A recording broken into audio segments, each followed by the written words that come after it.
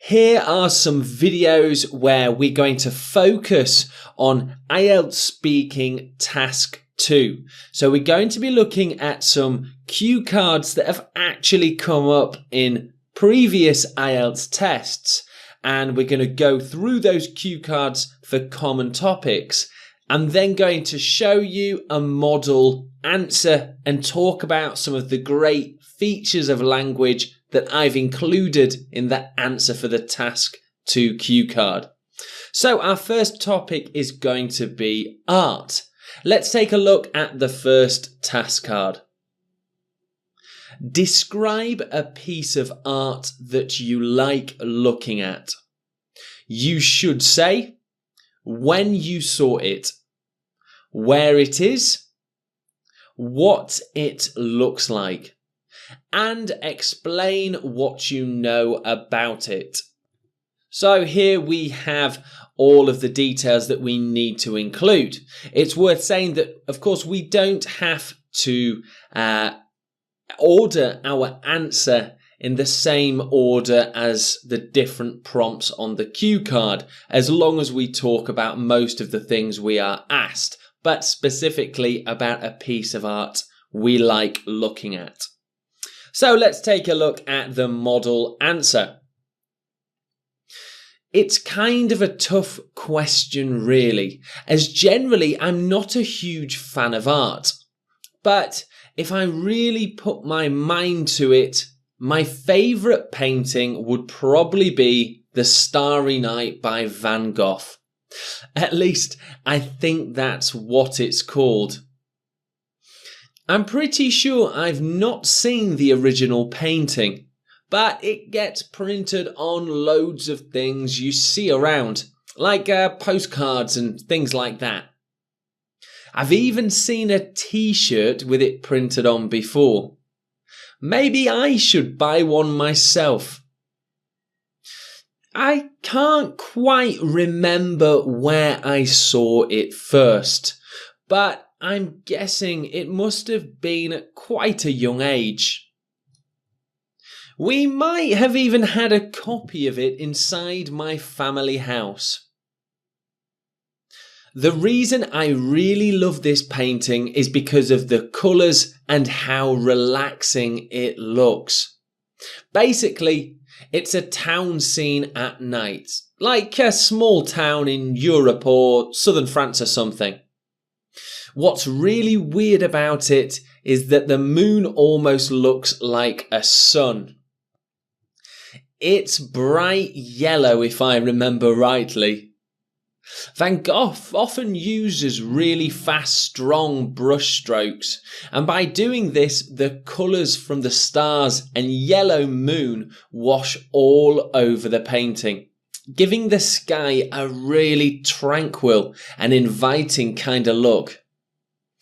I would absolutely love to visit that town. Maybe I should try and research where it was painted and head there myself. I don't actually know too much about it. I guess it's one of his more famous paintings and is probably worth a lot of money. I can only afford the prints anyway.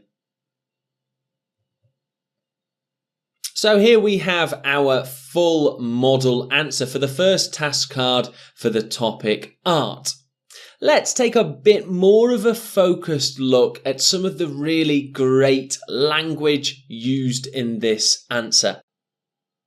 So highlighted in blue are examples of really great language that I've included in this response. And of course, we're beginning with, it's kind of a tough question, really.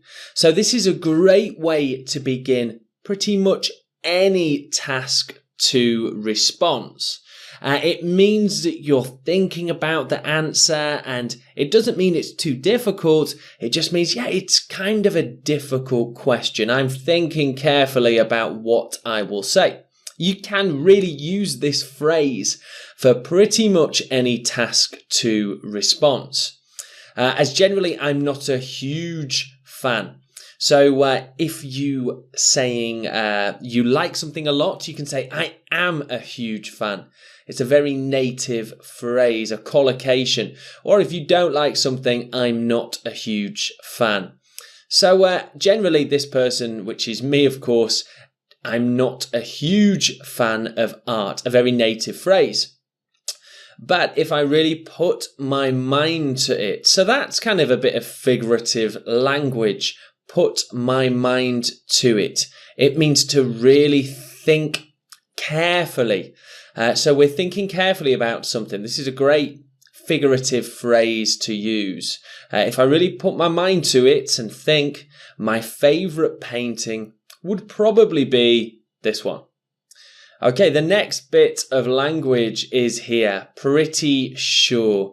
It's just a native sounding phrase. I'm pretty sure.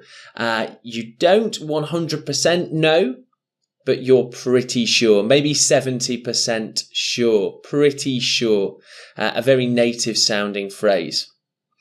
And another good piece of vocabulary, loads, but it gets printed on loads. So instead of lots, we can say loads. And again, this is all showing the examiner that you can speak in a native sounding way. And here, like postcards and things like that, I've highlighted that really because that's just showing a bit more detail. So when we do the Task 2 cue card, we really want to give quite a lot of examples and add extra detail to our speaking. I've even seen a t-shirt, and here we have the next piece of highlighted language. Maybe I should buy one myself. So this is a rhetorical question. I'm not expecting that the examiner will respond to me, but I'm kind of talking to myself and asking myself a question. That shows the examiner that you have a lot of confidence in your speaking by using a rhetorical question. I can't quite remember. So using quite, you'll see often that I try and use this phrase quite. It's again a native sounding piece of language. I can't quite remember where I saw it. It must have been at quite, again, a young age. Okay, and next piece is the reason I really love this painting. So just a nice way to open up the next part of our speaking. And it also shows organisation. So it shows that I am answering the prompts on the cue card. We've got an opener here, basically. So this is me beginning my sentence with basically. It can almost be a sentence filler as well, a conversation filler. So it means basically, so to round things up, to get right to the point. Basically, a nice opener. Here we have what's really weird. So again, a collocation here, which sounds very native. And here it's bright yellow, if I remember rightly. So yeah, native sounding and adding more detail. It doesn't really matter if you aren't correct in these facts or if you completely create your own story about the cue card. The examiner isn't marking for you being factually correct, just on the fluency of your language. Here we have giving the sky a really tranquil. So this means peaceful, a great piece of vocabulary, tranquil. I would absolutely love. So instead of just, really love, I would love a lot. Let's use expressive language. This would, of course, score high for lexical resource. I would absolutely love, very native sounding. Maybe I should try and research where it was painted. So just adding more detail again. So that really rounds up a lot of the great language in this model answer. Let's take a look at the next cue card. Describe a time you drew a picture or painted a piece of art. You should say when this happened, what it looked like, why you drew it, and explain if you enjoyed this activity. So still around the topic of art. However, instead of asking, like the last cue card, what art you enjoy, here we're being asked what art we have created. A simple drawing, sketch, painting, model, sculpture, something like this. If you haven't really drawn anything or painted a piece of art for a while, as many people won't have, then you can quite simply make your own version of this story. So you can think of a piece of art and really just make a story about it.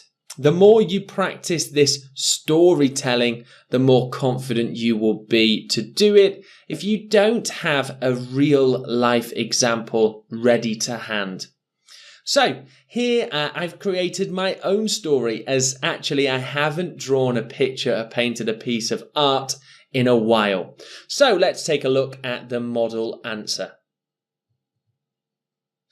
I used to really love drawing, but in the last few years it's been something I've done less and less of.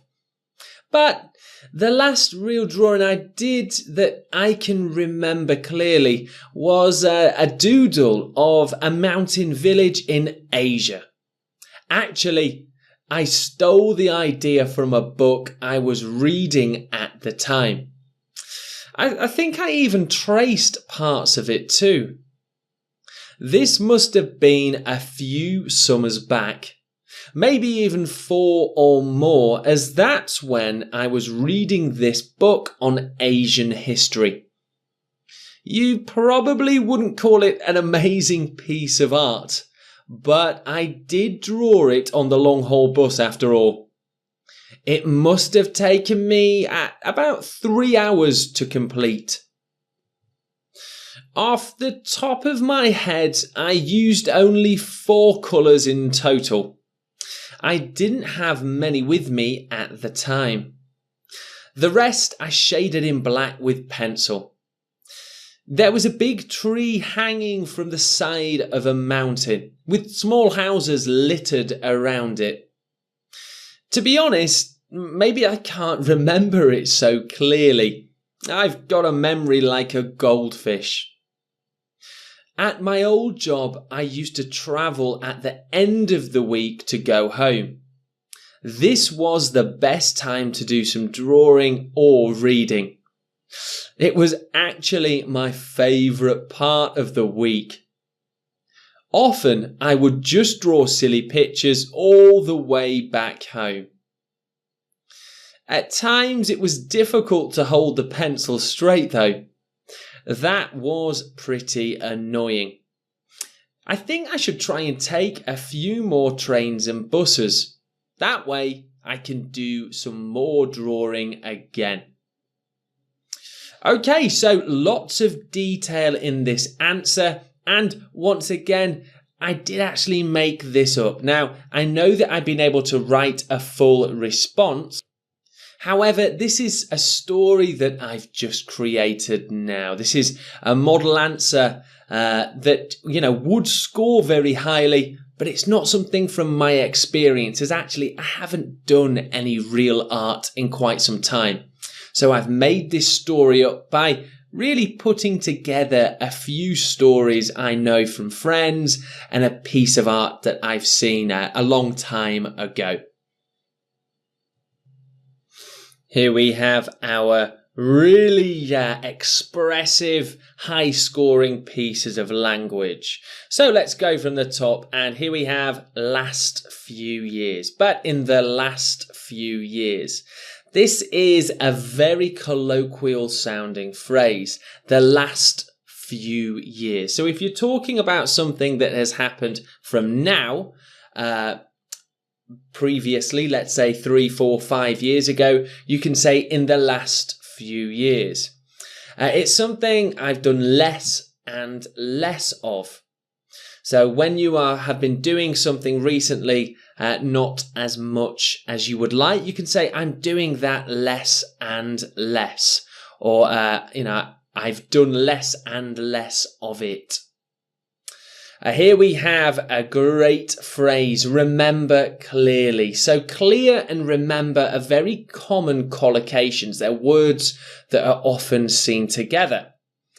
Here we have doodle. So instead of drawing or piece of art, we have a doodle, which basically means a sketch or something that hasn't taken a long time. It's something for fun, a pencil drawing for fun that is reasonably quick. Actually, so we have a nice opening sentence or phrase to our sentence here. Actually, I stole the idea. So this is organizing our thoughts. And next up we have, I think I even traced. So traced, when we are tracing things, it's when we put paper on the top of the picture and draw around the outside of the image. So a pretty good piece of topic-specific vocabulary for art. This must have been a few summers back. So often we can say that seasons, we say they were back. So if there was something I did last winter, I could say, or a few winters before, I might say a few winters back, I went skiing. A very native sounding phrase here. And here we have a piece of art. This is what we call one masterpiece, a very famous work. So something that's well known. For example, Mona Lisa. That is a piece of art. Opening phrase here, off the top of my head. So a great way to organize our language, off the top of my head. It's an idiomatic expression, figurative language, idiomatic expression. So there isn't anything coming really off the top of our heads. It just means that we are thinking quickly. And here we have, there was a big tree. So I'm adding lots of detail and examples into my answer to make sure that I'm really giving the examiner lots to hear. Remember, this is really your sort of few minutes to shine. To be honest, a great opening phrase here. Remember it so clearly, remember clearly. So we're using this collocation again. Here's another idiomatic phrase, which is a great one to use. I've got a memory like a goldfish. So in English, we often say that goldfish have very short memories. It may be that you do say this as well. But a great phrase, idiomatic expression to use is a memory like a goldfish. So I have a very short memory. And lastly, just here adding for detail, it was actually my favourite part of the week. So it's just adding that extra bit of detail. So giving more of your thinking through speaking. So make sure that you really do give lots of examples and ideas. So here are some of the great bits of language used in this model answer. And if you want to go to the Q&A section and show me you using this, using some of these expressions, then that would be a great bit of practice for you. See you in the next lesson.